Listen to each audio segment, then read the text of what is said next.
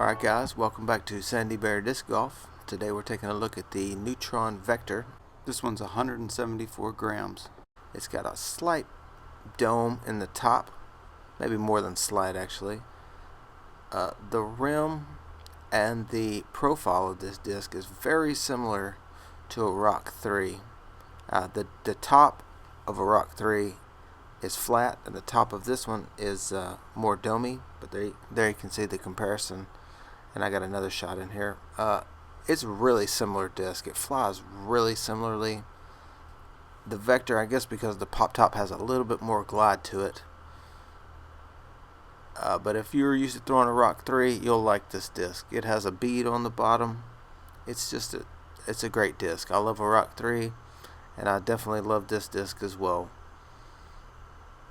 I would use them interchangeably, in and out. This Neutron plastic is really nice. It's like the Star, sort of like Star and Champion kind of mixed together. It's like a little bit gummier than Star. It's flexible. It's got a really cool stamp there. I got that from Infinite Discs, so it's a pretty cool site. If y'all don't know, you can see the pop on that thing, man. It's nice. But Infinite Discs, you can pick out the actual disc, so that's pretty cool.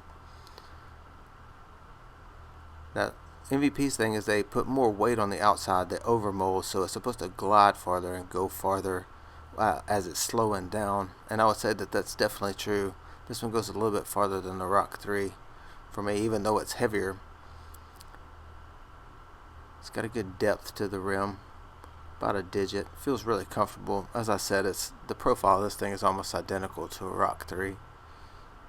This may be a better version. It's a little bit more glide. If you want a little bit more glide out of a Rock 3, then this is exactly what you want. This Vector. Really cool disc, man. And here's a video comparison of the two discs. As I said, the Rock 3 is flat top, and the Vector has a dome top. Look at that. Look at that squish. The Champ's just a little bit more gummy, a little bit more malleable. I think the overmold prevents the MVP from being quite so flexy too, which is nice. So let's get into it, guys. Let's take a look at some shots.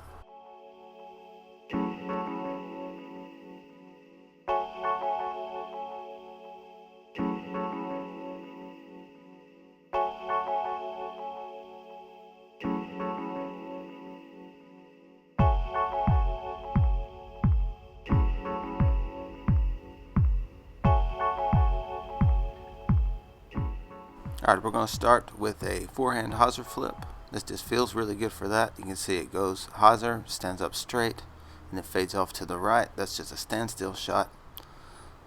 This is just a forehand hyzer line to see if it'll hold the line, and the overstability of this disc definitely makes it hold the line. I did not have any issues. It was windy that day.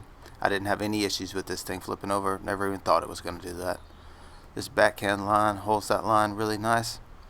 If you smash this thing, it's going to do what you think it's going to, and if you take some off, it's going to do exactly what you think it's going to. It's not going to flip. This is a backhand and hyzer line, just to see if it'll hold the line, and it'll hold it. I didn't have this disc fighting out of it. It just was nice, smooth, and hyzer. This is just a flat release. Goes a long way, ladies and gents, and fades off to the left exactly like you think it would. Extremely dependable disc. I'm going to put a little zing on this. We're going to do an X step, and it's the exact same thing. It flips up to flat, gets up in the air really nice, glides for a good amount of time, and then finishes to the left. It's not even an issue. Is this thing going to turn over? It's not. Extremely reliable. This is a backhand hyzer flip, just from a different angle. You can see it rides the line, flips up, and then finishes to the left. This is a fan grip, 50% power. If you take some off, as I said, it's still going to do exactly what you think it's going to do. If you smash it, it will, and if you take some off, it will. This is a great mid-range disc. If I had to pick one disc, this would be in the running for sure.